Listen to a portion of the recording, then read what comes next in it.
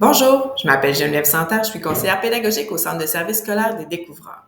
Dans cette capsule, je vais vous présenter notre programme d'insertion professionnelle qui vise à soutenir les enseignants en début de carrière qui travaillent avec nous. C'est très important pour nous que nos enseignants se sentent rapidement efficaces au travail et qu'ils se sentent bien accueillis. Le programme que l'on propose s'articule autour de 4 principaux volets. Je vous les présente à l'instant. Alors, il s'agit tout d'abord du volet 1, qui est l'accueil et l'intégration, le volet 2, la formation continue, le volet 3, les réseaux d'échange et de partage, ainsi que le volet 4, qui est le mentorat.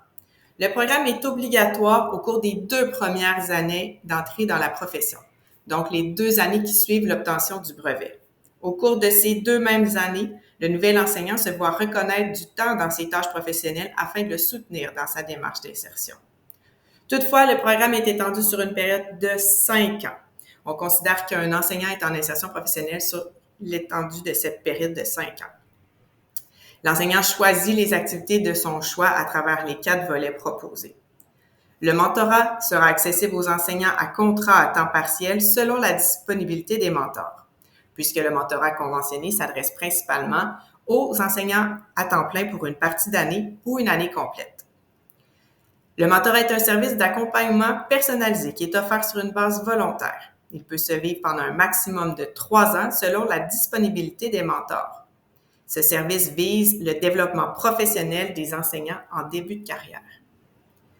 Je vous présente plus en détail maintenant les différents volets du programme.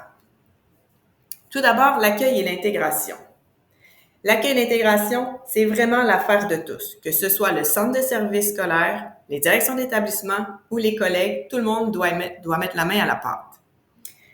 De façon plus précise, au primaire, vous allez retrouver des enseignants qui sont des pères aidants. Qu'est-ce que c'est un père aidant? En fait, c'est un enseignant qui a du temps reconnu dans sa tâche pour accueillir les enseignants et les suppléants qui arrivent dans son école.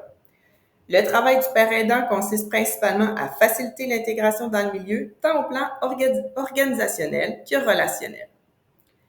Dans les autres secteurs, c'est-à-dire le secondaire, la formation générale aux adultes ou la formation professionnelle, c'est plutôt le ou les mentors de l'établissement qui vont jouer ce rôle. Leur mandat se situe également à un autre niveau, mais nous en reparlerons plus tard. Le deuxième volet est celui de la formation continue. La formation continue fait également partie de nos priorités au centre de services. Nous trouvons très important que nos enseignants puissent grandir tout au long de leur carrière. Vous aurez donc accès à certaines formations qui répondent principalement aux besoins des enseignants en début de carrière, mais aussi à d'autres formations qui sont organisées par les services éducatifs. Vous retrouverez aussi sur les différents sites web des capsules d'auto-formation. Toutes ces heures accumulées vont permettre de remplir votre obligation de faire 30 heures de formation sur une période de 2 ans. Maintenant, les réseaux d'échange et de partage. Les réseaux d'échange et de partage sont des activités animées par des conseillers pédagogiques ou des mentors qui réunissent des enseignants qui partagent des réalités semblables. Les objectifs de ces rencontres vont être d'échanger entre les participants pour favoriser le réseautage, briser l'isolement, pour prendre du recul face à notre quotidien et développer une pratique réflexive. Ça va vraiment être l'endroit idéal pour trouver collectivement des solutions à nos difficultés vécues en classe ou pour célébrer nos réussites. Le mentorat. Le mentorat, c'est une relation d'aide ou de soutien entre 2 collègues qui est basée sur les besoins du nouvel enseignant. La participation à ce volet est volontaire. Il s'agit d'un engagement mutuel entre les 2 personnes impliquées et l'objectif est de favoriser le développement professionnel du nouvel enseignant. Au Centre de services scolaires des découvreurs, on retrouve des mentors dans chacun de nos secteurs.